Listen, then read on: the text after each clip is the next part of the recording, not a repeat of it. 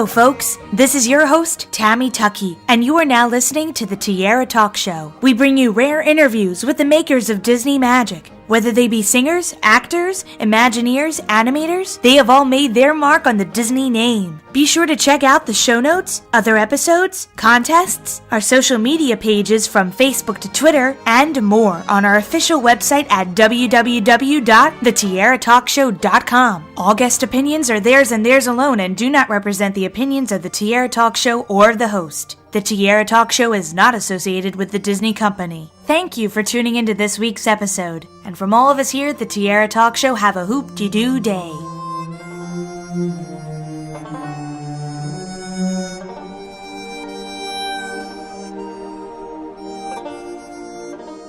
I'm excited to welcome this week's Tiara Talk Show guest, former Imagineer Rick Rothschild, to the show. Welcome, Rick. Thank you very much, Tara. I'm glad to be with you. It's great to have you on the show. I was really excited because I didn't really know it at the time, but this year's the 35th anniversary of the American Adventure, which is my personal favorite EPCOT attraction of all time. Lo and behold, there are some behind-the-scenes videos, which I will link in the show notes below for our listeners to find, but that's kind of how I kind of found you, Rick. There's some great video footage of you talking about the show. Oh, yes. That was. I don't know that they did more than one of those, but that was sort of a prototype show that they developed for the purpose of disseminating information about all the different attractions at EPCOT. And as I say, I think it was the pilot one. And it did play publicly, but I don't know that they went on to do that many more about the rest of the pavilion. So I guess we're fortunate that they did the one about American Adventure. With this video footage, it was great to hear you and a lot of other Imagineers working on the project. So before we go into the American Adventure, what inspired you to work in a theme park? I was born and raised in Southern California. I was born before Disneyland even opened. And so as a young boy, I went to Disneyland the first time in early 1956. The thing, though, that really, I guess, was seminal for focusing me on my ultimate interest in pursuing theme park work was the World's Fair in '64 in New York. I had the opportunity to visit that with my family. My mother had relatives in New York, as did my dad, and so we spent considerable amount of time that summer in the New York, Long Island area, and a number of days went to the World's Fair. And it was really that, and seeing particularly the Disney shows that were there at the time, plus just the whole experience of the World's Fair in general, that really got me excited. Certainly the animated figures that were there that Disney first displayed with Carousel of Progress and with Meet Mr. Lincoln really were quite extraordinary and piqued my interest in terms of just how they did that. And so subsequently, many years later, I ended up having the fortunate opportunity to be hired and go to work in Imagineering. Chief in that was my chief mentor through the many years of being in Imagineering, which was Marty Sklar. But besides Marty, there were a number of the fellows, particularly a few ladies too, who had been around working with Walt back on the World's Fair. Rolly Crump, Ward Kimball, Sam McKim, to mention a few, Harriet Burns as another. And there were quite a few other folks around still when I started working in Imagineering and through the time that we were doing EPCOT. So that was, for me and for everyone else that had the opportunity to go to work in Imagineering and work on both the EPCOT project and the Tokyo Disneyland project that was ongoing through much of the same period of time, being able to work with all of these individuals who really were in most cases, predated Disneyland, had active hands in some part of Disneyland as well as active hands in the classic Disney animated films that we all grew up with. That was quite an extraordinary opportunity. And as a creative director, you're probably having several meetings just to get this attraction just right. So what was one of the first things you all decided and agreed on for this project? Well, giving credit where credit is due, there is a gentleman who's no longer with us, Randy Bright, who was really responsible for my having the opportunity to work on American Adventure directly. He was at Imagineering when I got there. He started his career, I think, while he was in college working at Disneyland, went on to work at Walt Disney World when they were opening Walt Disney World, and continued with Imagineering.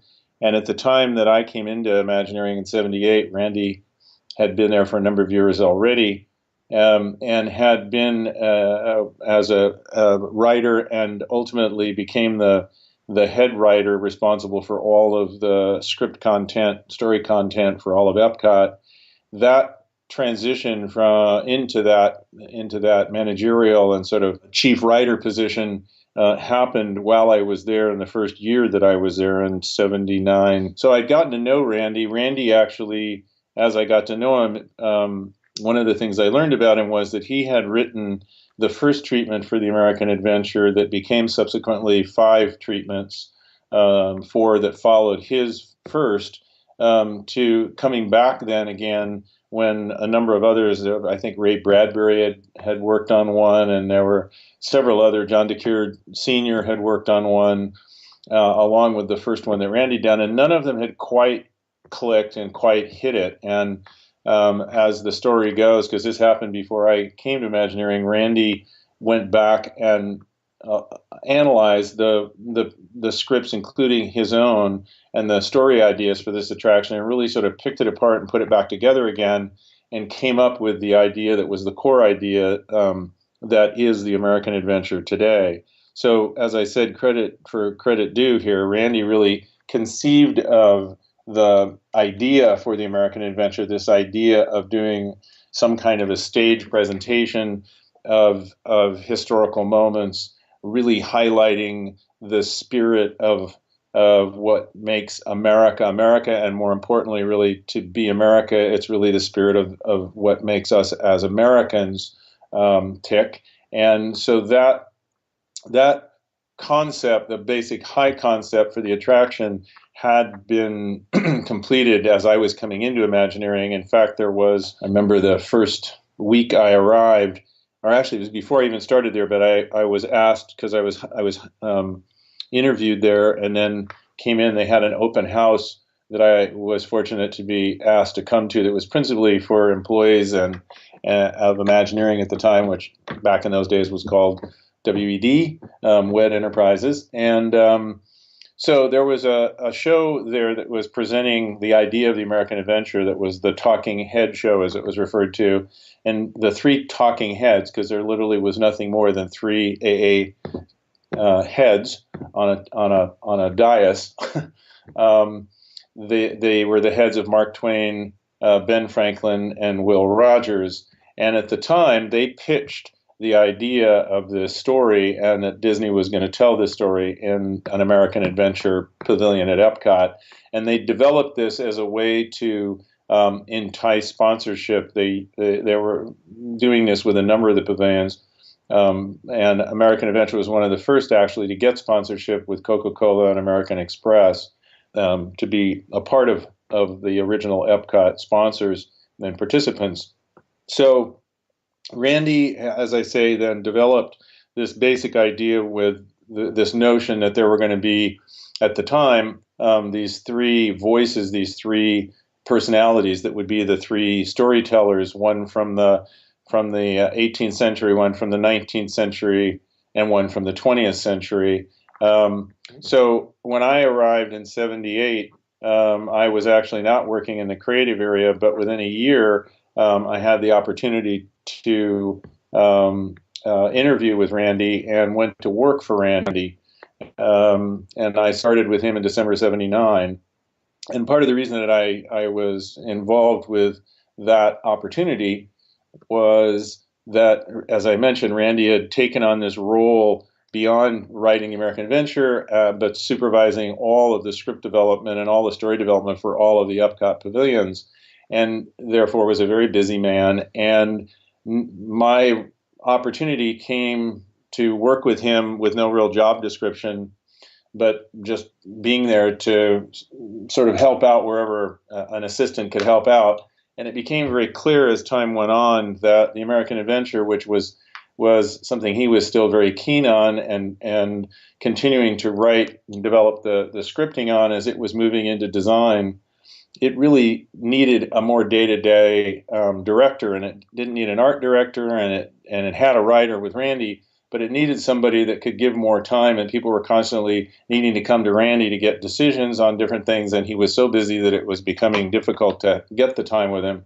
So by 79, as I say, in December of 79, I went to work with Randy, and by spring of 1980, this opportunity to really move into a position where I was on a day-to-day basis working as what became the show director, show producer role, which was unique and new for Disney, because up to that point,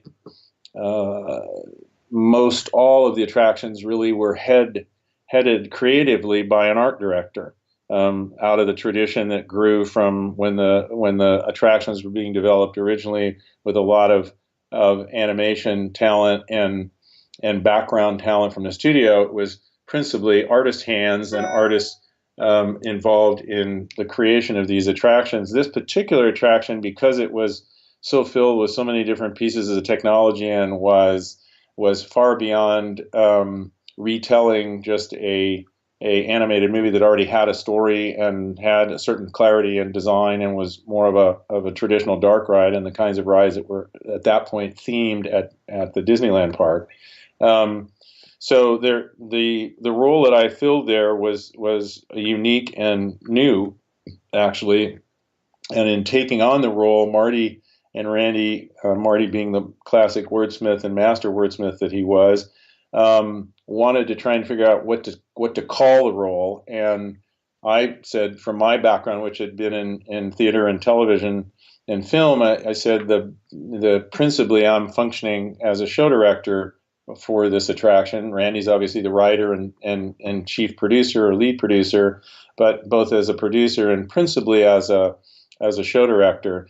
Ultimately, Marty at the time felt that calling someone a director in context with so many art directors, which within the Imagineering years meant the general person that was leading the creative. He said it will confuse people because you're not really an art director.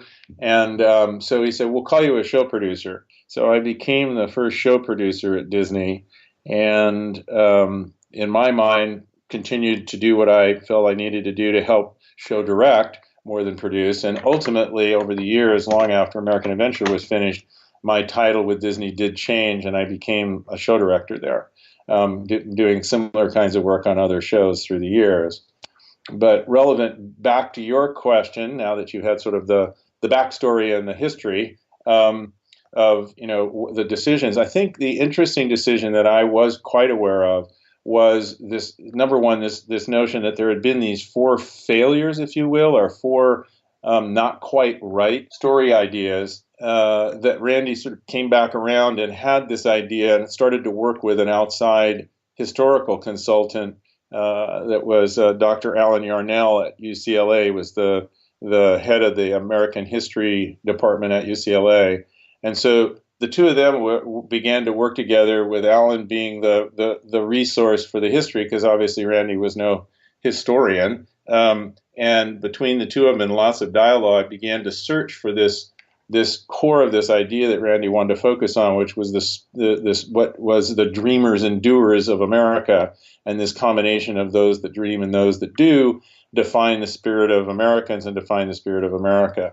And so through that, this idea of narrative force being individuals from our history, rather than having some omnipresent voice that was just the narrator voice. And so that birthed this idea of Ben Franklin and Mark Twain and Will Rogers that I mentioned. And one of the early decisions, actually, as it went into the next level of development, which was as I was working with Randy, was this notion that Mark Twain and Ben Franklin worked really well with each other. They're sort of natural foils, as you can see in the show. They were by nature, their personalities, one being this rather skeptical cynic in Twain, and the bubbling, generally always optimistic Franklin.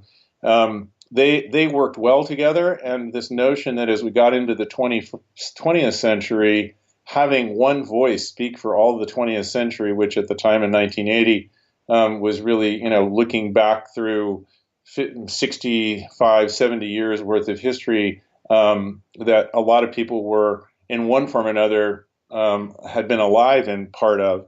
It was hard to pick really one person to act as the sole spokesperson for the 20th century. And so the idea that voices that were real voices, in the case of Twain and Franklin, and other voices that speak as characters on stage, the idea of letting the narrative continue and be told through these different voices and allow the progression of the narrative to really sort of not need one 20th century voice and then wrap it up at the end with these two historical figures looking at where the United States was at the time of 1982. That was probably, in terms of early decisions and choices around creative path that led to the core of American Adventure, I'd say those are chief in that. So today, as we are in the 21st century now, do you think Will Rogers would have still been the perfect choice for that, or would you have chosen somebody different? That's interesting. I'm not certain that he would have been. I think in some ways, and there was a lot of discussion about this even at the time, somebody like a Walter Cronkite, who was seminal in delivering the news to America as he did, someone like that would be equally considered perhaps a voice. And at the same time, there are others from both literary history, our literary history, and others. So not so clear cut, even looking now back with the perspective of being in the 21st century, that you could pick just one.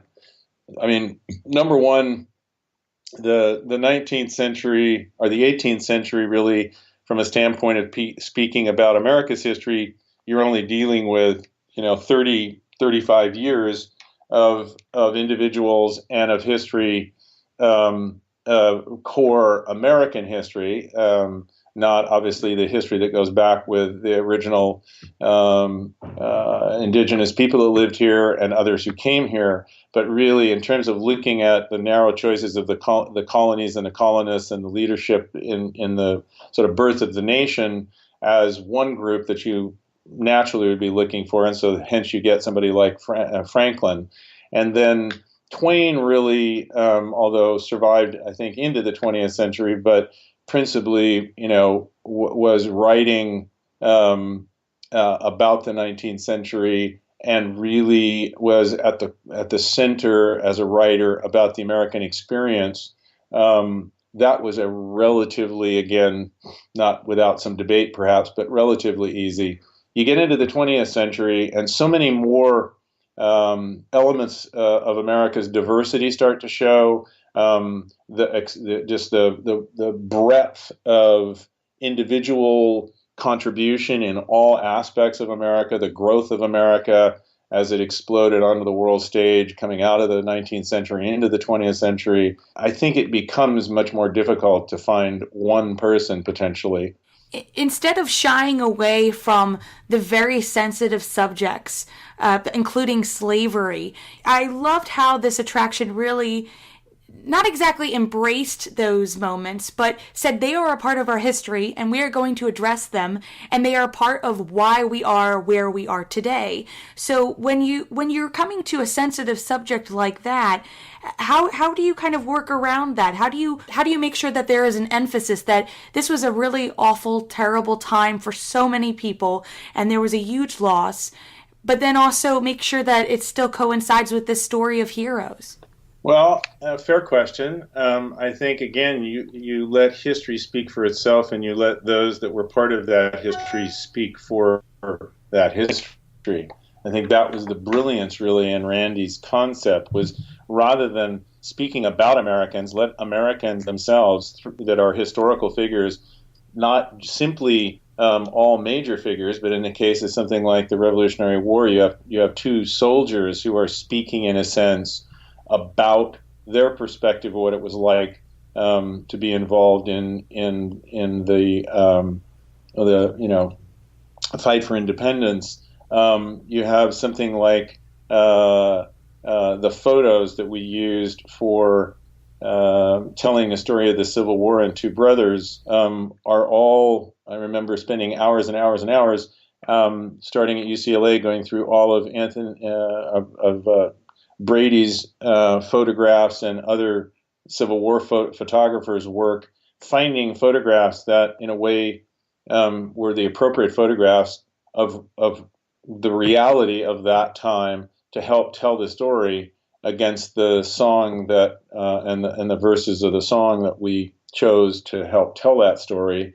The characters, we went to great pains actually in incorporating our Missouri farm family and the two brothers that went off to opposite sides of the conflict, in casting all of those, because they were human beings that were alive in the 20th century, who we cast, photographed, and used to create the characters, and also to do the photography that we did of them.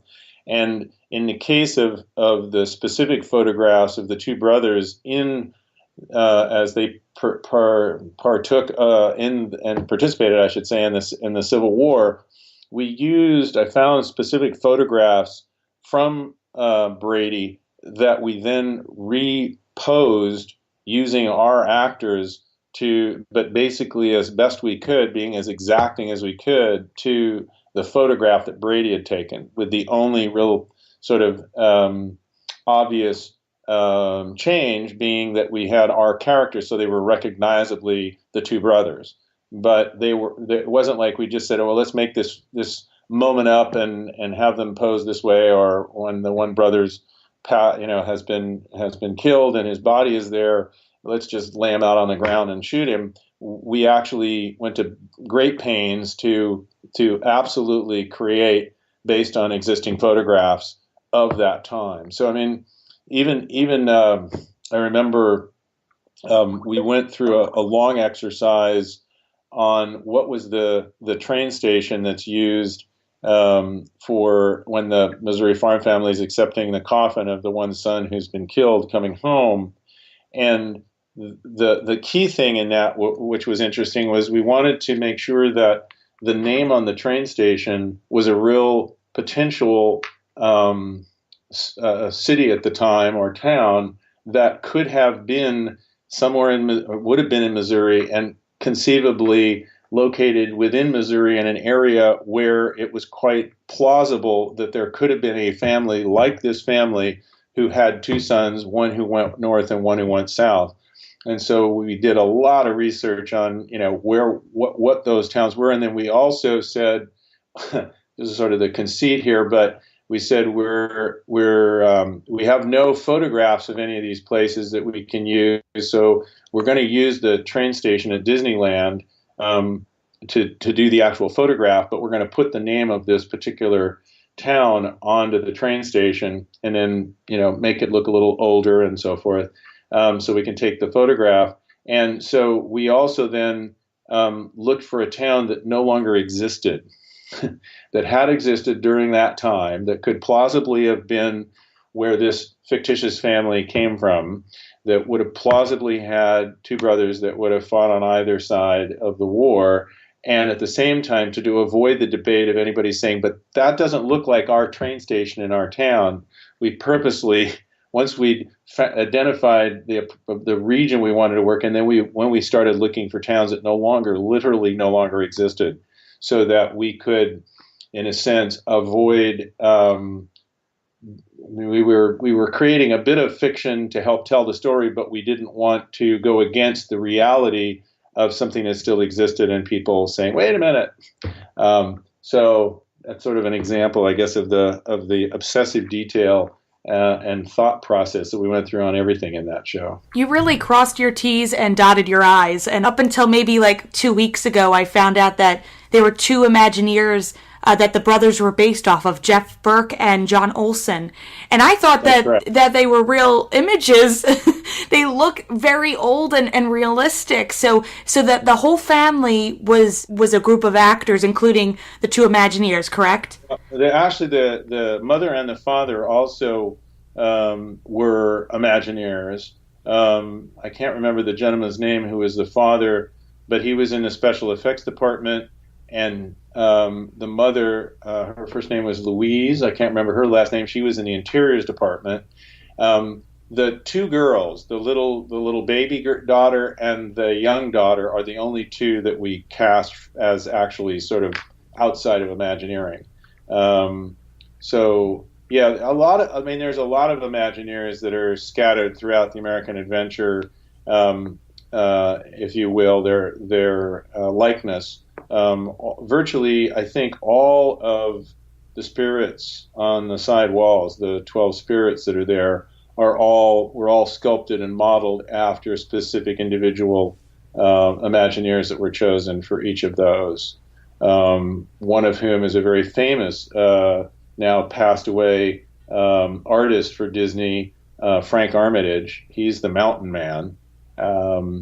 And there were a number of other, like I say, I think every one of those was an Imagineer that we picked. We went through and found individuals that we thought were interesting, both by ethnicity and by male or female and by face type and so forth. So maybe we cast people. We didn't just randomly pick people, but we purposely, again, used people within Disney, which was, I think, for many years and continues to be to a degree a tradition within Imagineering to do that kind of thing. And were you involved with the recording aspect of just the vocals, whether it be the orchestrations or also the characters themselves? Yeah, I directed all of the voice talent recording, and I did all of the voice editing for the American Adventure. In fact, Trish, you were talking about, I cast her. She was from UCLA, if I recall, which was I'd been in graduate school a few years preceding starting at Disney, and I cast Ralph Miring, who was another actor in the graduate program that I knew. He did Thomas Jefferson, and I knew very well from being in grad school with him. And when I was casting, I called him and said, "Hey, would you come audition for this?" Because he had actually done some work when I was at UCLA, and I was both impressed by his acting performances, and also he'd done some historical figure work there as an actor. So he ended up being the voice of Thomas Jefferson. And then as we were looking, I did a bunch of different voice casting and threw it out again. And I think Ralph may have actually turned me on to Trish. Again, not always reaching out to recognized Hollywood talent when there's great talent out there that can give you the right voice. And Trish was wonderful in her performance, as were the variety of different actors. I mean, Dal McKinnon did Ben Franklin, and he'd been doing Ben Franklin for a really long time for Imagineering, and had done the original voice that was part of the three-head voice that I mentioned. So he was, we brought him back in, and he was rather an elderly gentleman, but boy, he perked up as soon as as we said, "Okay, take one," and he was suddenly like from this quiet, almost. I was questioning whether there was any performance left in him. He suddenly came alive and gave us the performances that you hear today. So it was a lot of fun doing all of that. I love his Benjamin Franklin. I love it so much. And then I found that, I think it was Will Rogers Jr., his son voiced Will Rogers, correct? Yeah, that was an interesting one too, because we became aware, as I was looking around, I became aware that his son was alive. And so it was like, well, why not, consider someone who probably has a voice close to his dad's, and more so, he had taken on as a performer and was doing his father. in different kinds of theatrical presentations and so forth. So it was a natural to reach out to him, and he graciously accepted our offer to participate. It's interesting to think about messing with something that everybody enjoys and not screwing it up. But I think the challenge, at least with the Golden Dream, even both times we reworked it, was as much an opportunity to take the clarity of what the overall show's perspective is, allows one to I think be guided in such a proper way that it's not that you can't fail or that you couldn't fail, but I think if you pay strong attention to the foundation of what Randy had behind the idea for American Adventure and how and what we delivered, it's a narrow path that you have to travel down in terms of criteria for looking at how you reformulate something like the Golden Dream to make it more contemporary. So I also think, though, that there's a challenge considering that now, like you say, it's 35 years. It will be more than quickly 40 and then 50 years. The whole sense of, the fact that the last physical scene that we have there, other than the finale, the last physical scene is the Second World War, which is becoming less and less connected to a generation as that generation slowly passes. And a huge amount of our history that a huge proportion of our audience connect with has no physical manifestation in that show. And I think that's really the long-term challenge. When we opened in '82, there were people that were coming to that show who could relate to the Depression, could relate to the Second World War, could relate to FDR, could relate to Will Rogers, even though there were younger generations who barely knew them. Now look at it from that same perspective and say, if you go back 35 years from 1982, you'd be hard pressed to say, well, shouldn't we? I mean, we reached to the 40s with a dimensional presentation. So shouldn't we be reaching back similarly at least? And therefore, what else do you put on that stage? And that opens up a whole can of worms, of course, of if you do put something on that stage, probably you're going to have to take something away. So what do you do? So there's a whole series of questions that have been discussed off and on through the years, more as a philosophical discussion, but with an awareness that someday that philosophical discussion is going to have to take on more real world relevance and look for, what can you do to make it still connect so it doesn't simply become sort of an archival piece at EPCOT, because I don't think you want to do that either. That was certainly not its intent to begin with. And from American Adventure, I really want to make sure we touch bases on your current projects, because you are still working, and I think that's amazing. I love all of the attractions. There's so many Disney attractions. To our listeners, there are so many Disney attractions that Rick has worked on. You have to look up all of them because they're amazing. It's a Tough to Be a Bug, Honey, I Shrunk the Audience, Captain EO, Mickey's PhilharMagic. There's just so many. But, we can't cover them all today. But I'd love to talk about some of the latest projects that you've been working on. So, I just came back from Tokyo, where we just completed it. Well, it opens on the 12th of May, but we've basically completed a show for the Tokyo Disney Seas Resort in Port Discovery. We replaced Storm Rider, which was a show I also did back in 2000, 2001, with a whole new attraction, except that we're using the simulator base that we had there. But the show is now all built around the Nemo franchise in a show called that is Nemo and Friends Sea Rider Adventure. And it, as I say, opens May 12th of this year. And I think it's really safe to say that this, in some ways, this attraction that we built 16, 17 years ago was built, and what we opened there was somewhat of a rehearsal for what we're opening now. I think the attraction that will open on the 12th of May is an exciting new addition to the park. It's also a wonderfully immersive, probably the most immersive ride experience that we've done it from a simulator's perspective, and taking people into the world of Nemo, shrinking into the size of a medium-sized fish, a little bit larger than Dory, and having an experience that you, like Star Tour, is even more complex in the sense that there are multiple scenes that we choreographed and that Pixar created visually, and the number of paths that you and characters that you will encounter far exceed the number of opportunities to see multiple performances of Star Tours. So, and it's visually much more immersive. There's a series of side portholes, very large windows, basically all along the sides of the vehicle, as well as out in the front, in a vehicle that's 140 passengers, or 120, I'm sorry. So it's about virtually three times the size of a Star Tours vehicle.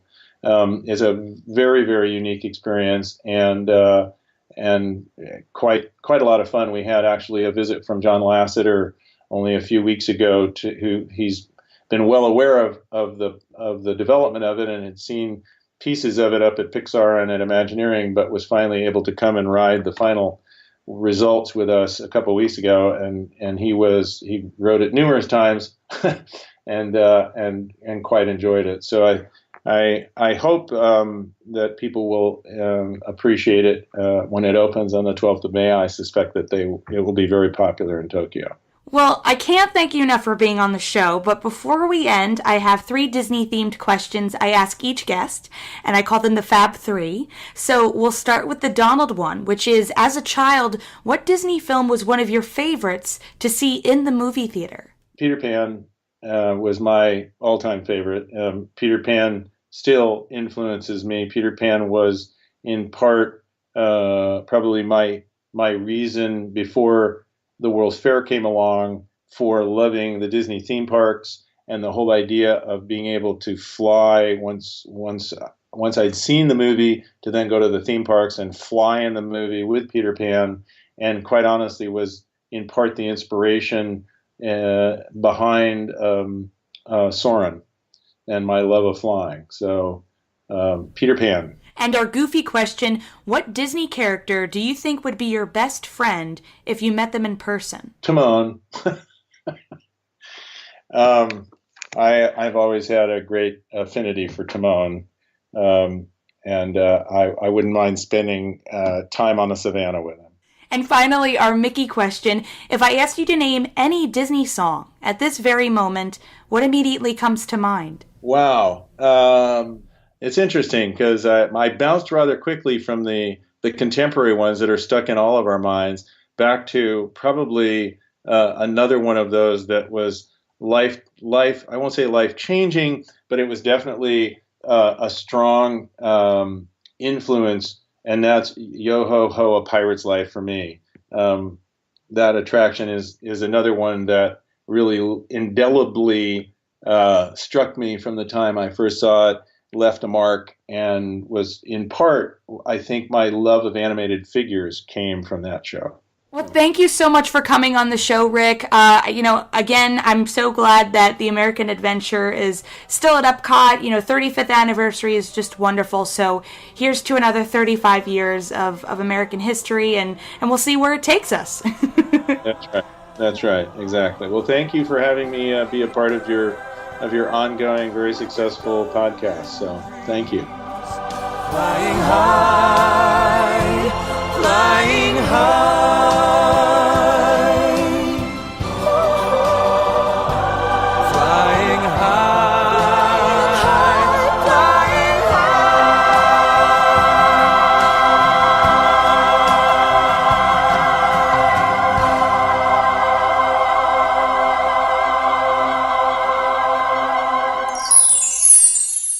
The golden age never was the present age, but with human liberty, we can fulfill the promise and meaning of America.